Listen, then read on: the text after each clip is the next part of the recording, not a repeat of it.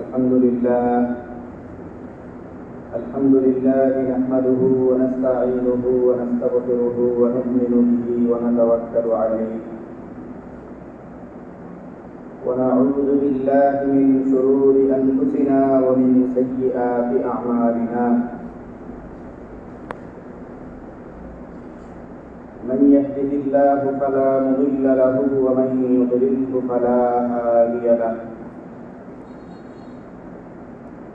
ونشهد أن لا إله إلا الله وحده لا شريك له ونشهد أن سيدنا ومولانا محمدا عبده ورسوله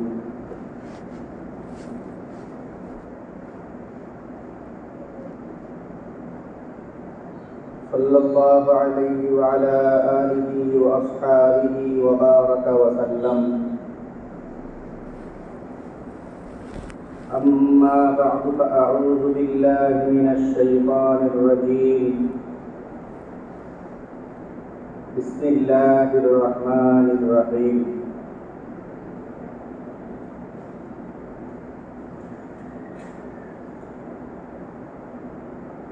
ليشهدوا منافع لهم ويذكروا اسم الله في أيام معلومات على ما رزقهم من بهيمة الأنعام فكلوا منها وأطعموا البائس الفقير ثم ليقضوا تفثهم وليوفوا نذورهم وليطوفوا بالبيت العتيق. وقال الله سبحانه وتعالى قل بفضل الله وبرحمته فبذلك فليفرحوا هو خير مما يجمعون. وقال الله تعالى لن ينال الله لحومها ولا دماؤها ولكن يناله التقوى منكم كذلك سخرها لكم لتكبروا الله على ما هداكم وبشر المحسنين.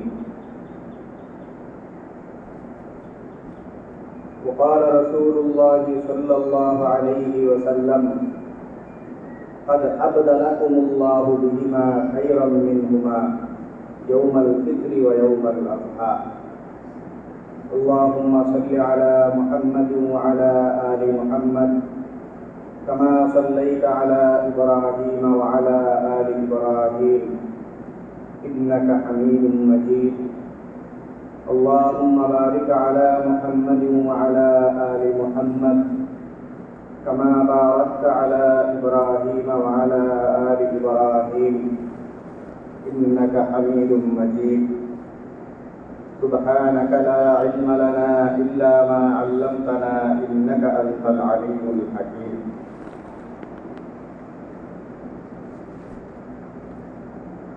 মহান আল্লাহ পাক রব্বুল আলামিনের দরবারে অসংখ্য শুকরিয়া জ্ঞাপন করছি, যিনি আমাদেরকে অন্যান্য জুমার ন্যায় আজকেও জুমার নামাজ আদায়ের জন্য পবিত্র ঘর মসজিদে আসার তৌফিক দান করেছেন। আলহামদুলিল্লাহ। মুহতারাম হাজিরিন, 1447 হিজরি সনের সর্বশেষ মাস জিলহজ মাসের 11 তারিখ, অর্থাৎ আজকে ঈদের দ্বিতীয় দিন।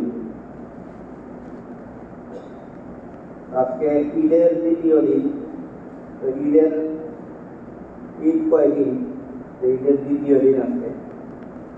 তো ঈদ যে সেই ঈদকে বলা হয়, ঈদের দিনকে ইয়াউমুন নাহার, আইয়ামুন নাহার।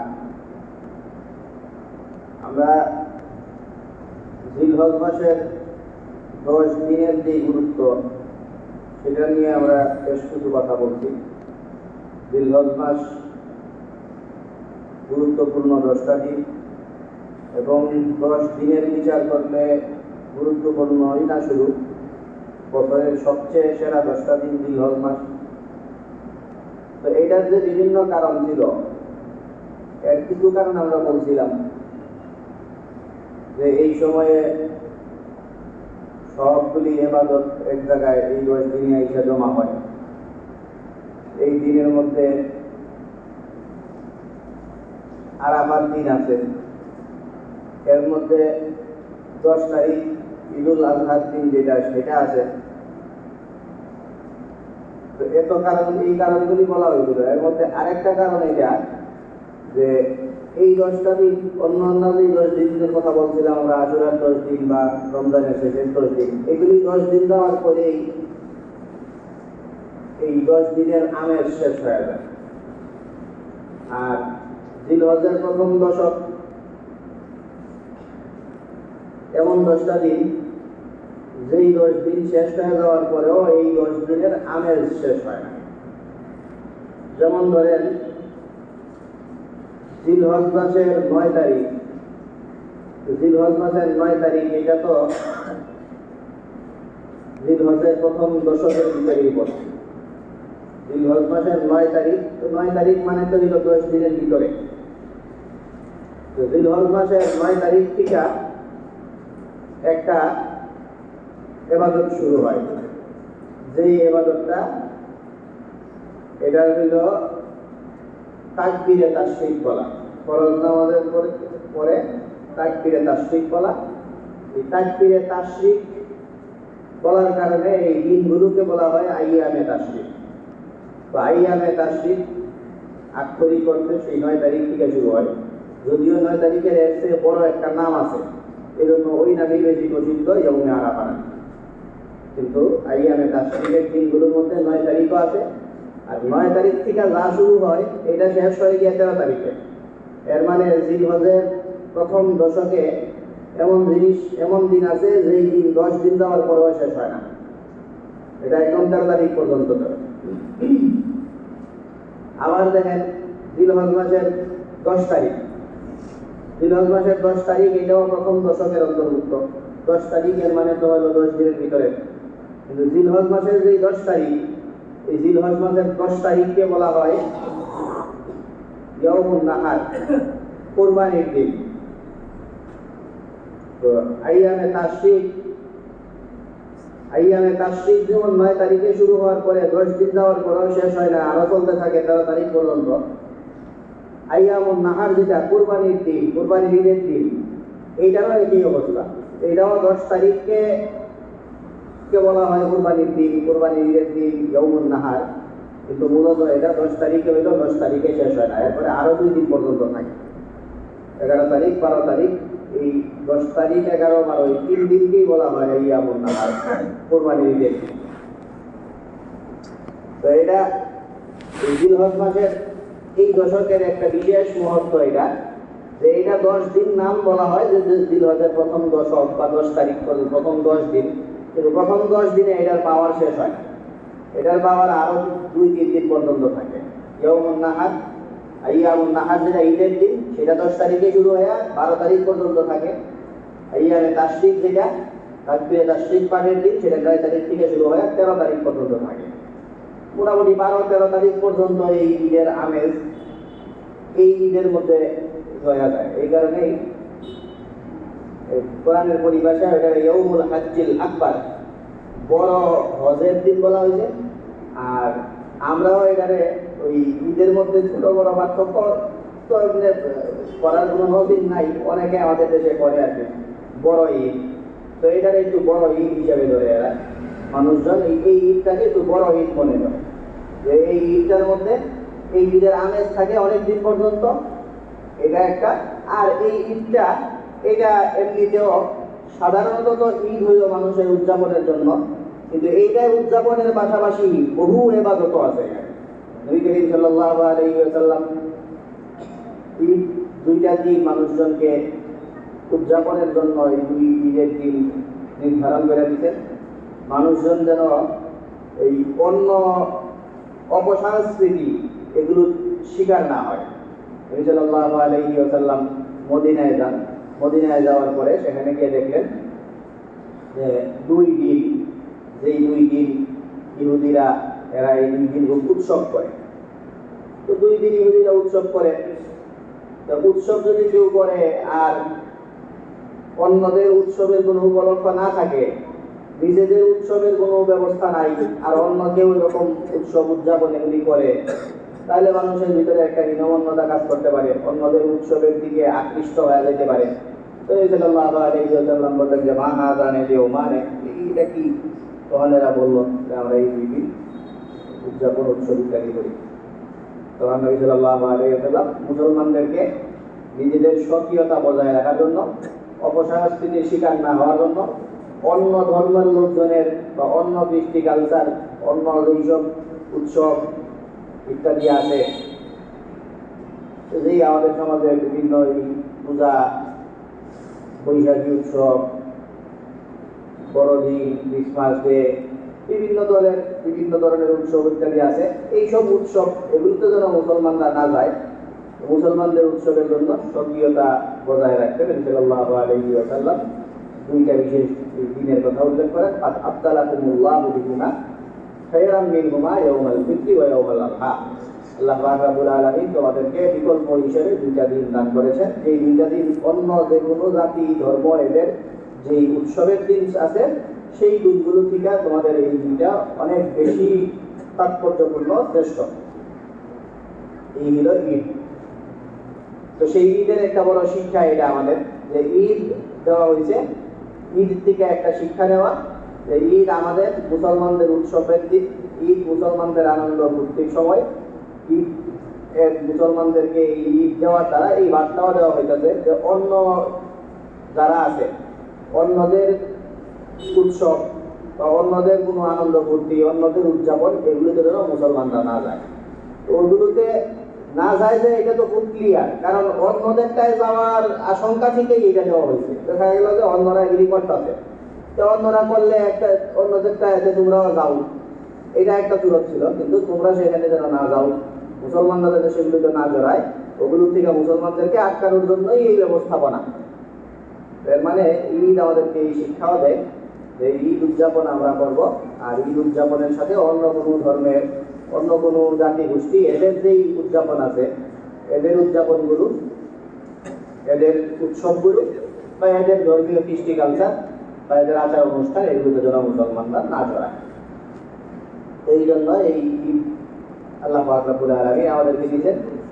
আর এই যে ঈদ, আমরা যে কুরবানির ঈদের কথা বলতেছি, সেই ঈদটা এটা এমনিতে শুধু উদযাপন ছাড়াও যেগুলো ঈদ আসলেই ঈদের একটা বড় একটা ইবাদত হইল, এই সময়গুলোতে নিজেদের মধ্যে আনন্দ ফুর্তি, নিজেদের ভিতরে খুব হাসি খুশি ভাব সেটা প্রকাশ করা, মানুষজনের সাথে সহাস্যে মোলাকাত করা, মানুষজনের সাথে সদাচরণ করা, মানুষের সাথে হাস্যোজ্জ্বল চেহারা নিয়ে দেখা সাক্ষাৎ করা, নিজের ভিতরে আনন্দ, নিজের আনন্দ ফুর্তি ইত্যাদির ভিতরে যে আনন্দ ফুর্তি আছে সেই ভাবটা প্রকাশ করা, এটা ইবাদতের অন্তর্ভুক্ত।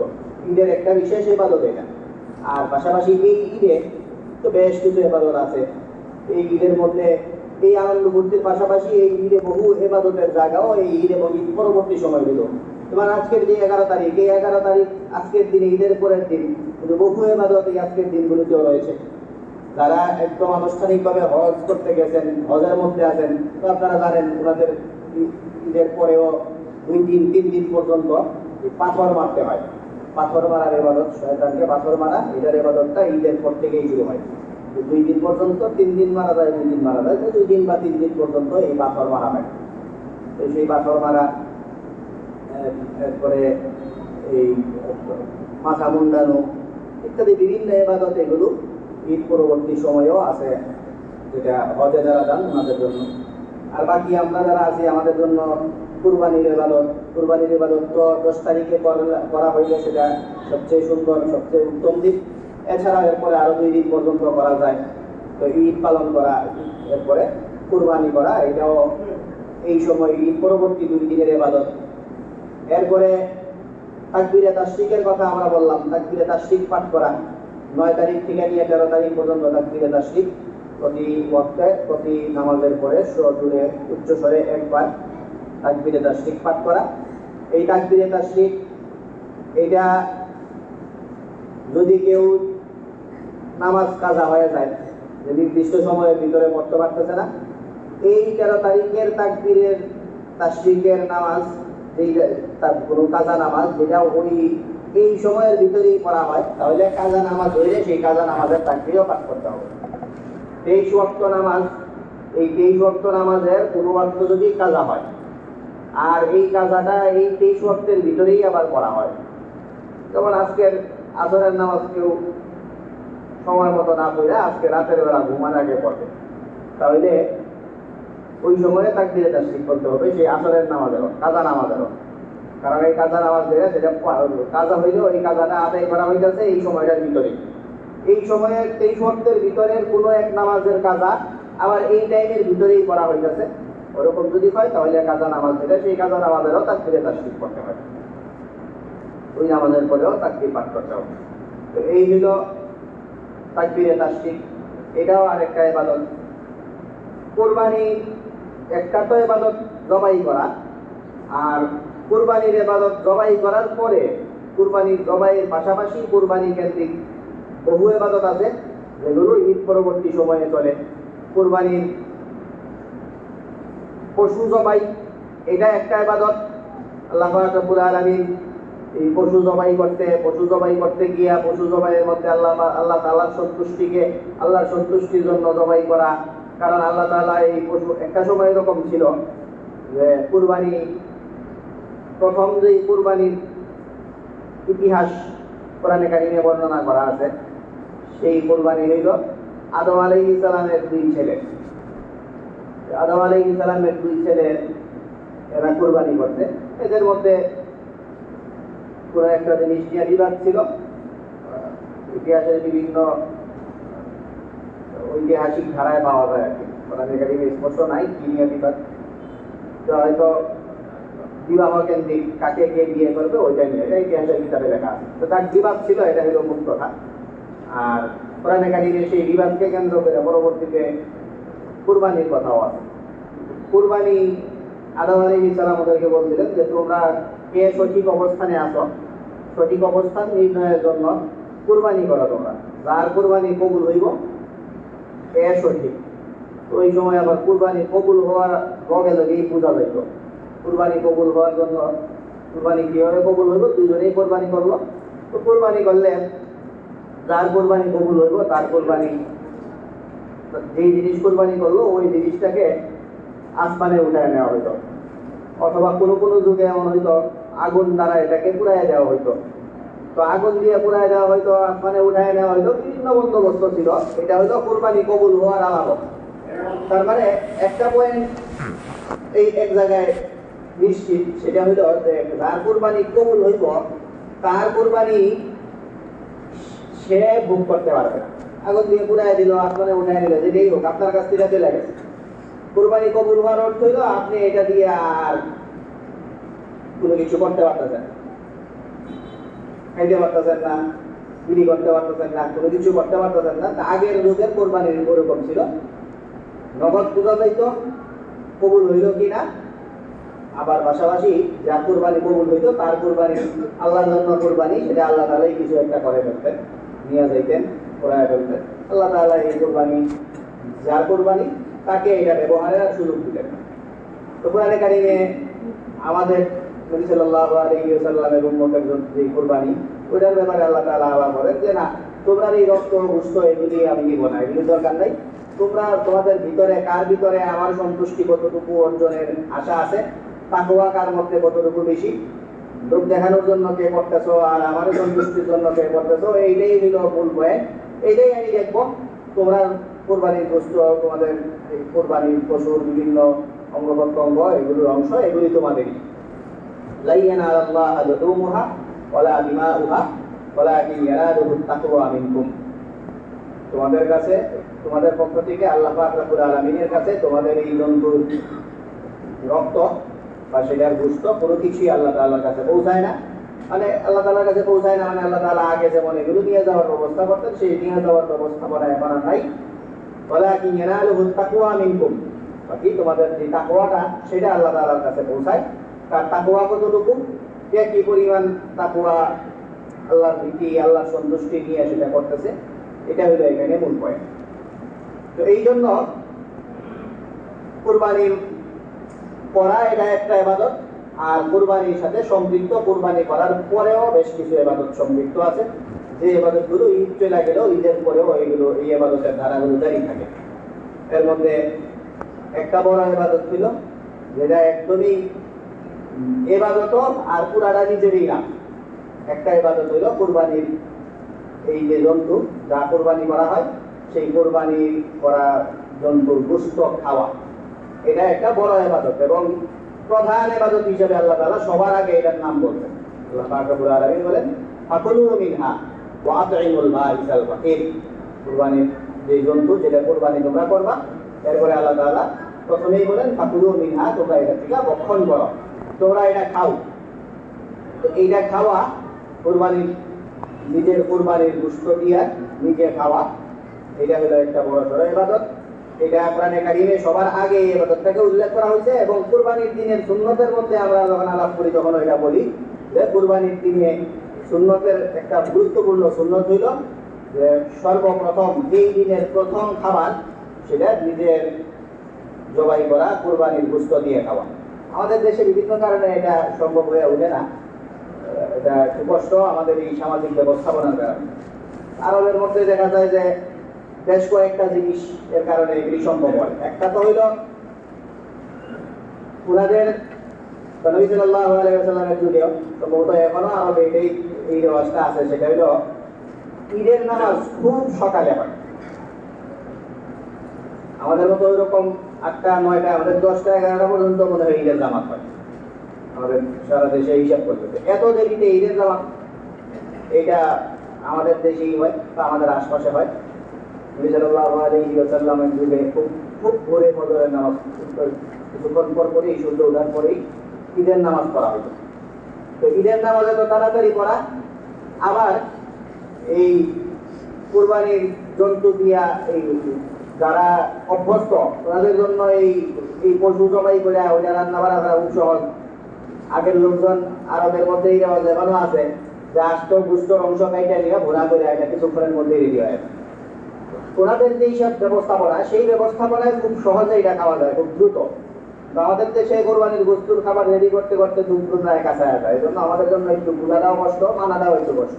বাকি এটাই সুন্নত যে কোরবানির গোশত ওই দিনের প্রথম খাবার কুরবানির গোশত দিয়া হওয়া, এটা একটা সুন্নত। তো এই কথাটা বলার উদ্দেশ্য এটা যে কুরবানির গোশত দিয়া খাওয়া এটা যে বড় একটা ইবাদত এবং গুরুত্বপূর্ণ ইবাদত, কোরআনে কারিমে এটাকে বলা হয়েছে ফাকুলু মিনহা, তোমরা এটা খাও। তো নিজেরা খাওয়া এটা একটা ইবাদত, এই জন্য নিজেদের অনেকেরই গোশত খাইতে যতটা বোধ করেন, রাত্রি আছে এই সমস্যা, খাইতে পারেন না এগুলো। তো কুরবানির গোশত খাওয়া সুন্নত, এটা যদি সম্ভব হয় প্রত্যেকেই যথাসম্ভব এটা খাওয়ার চেষ্টা করা, এইটা হলো এই সময়ের একটা ইবাদত। ওয়া আতঈমুল বাঈসাল ফাকির, এবং খাওয়ানো এটা আরেকটা ইবাদত।